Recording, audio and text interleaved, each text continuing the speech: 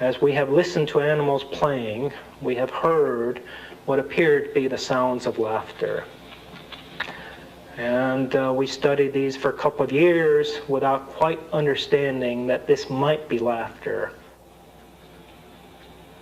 And then one day we decided to tickle some animals.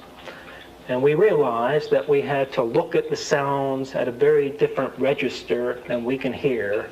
So we obtained these transducers that are called bat detectors that can bring very high frequencies down to our auditory range. And when we did this and we listened in, we could tickle animals and generate a lot of vocal activity that appeared to be laughter.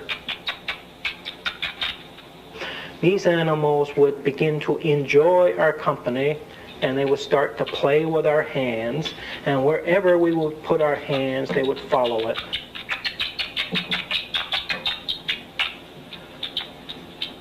And when we tested these animals to ask whether they were enjoying this kind of activity, the unambiguous answer was yes.